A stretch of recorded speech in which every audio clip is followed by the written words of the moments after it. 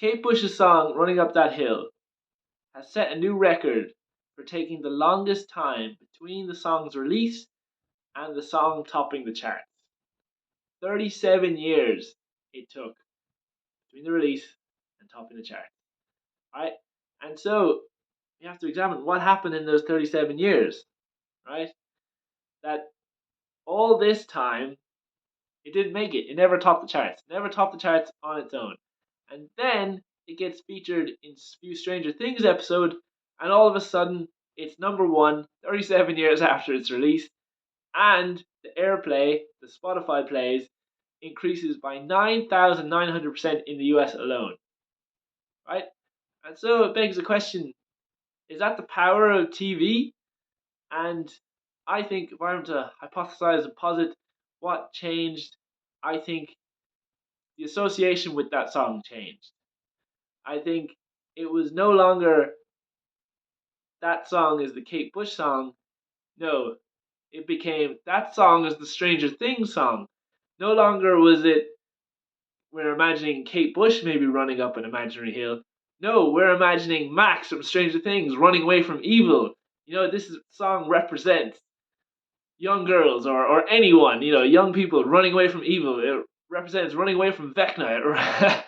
It represents fantasy and the Stranger Things fans and all that, right? And it's this new association with the song that I believe topped the charts after 37 years.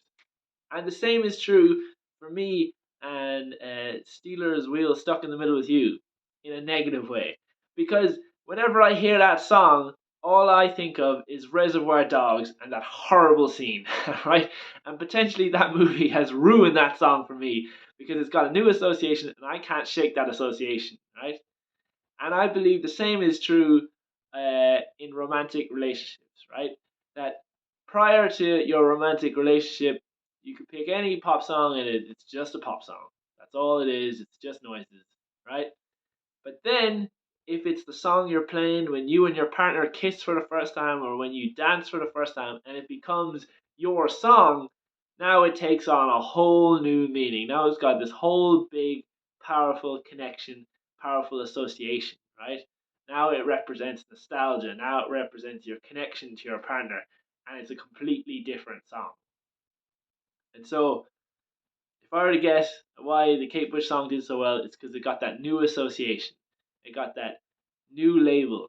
No longer the Kate Bush song, it's now the Stranger Things song, and that's why it became so popular. Because it represented something new.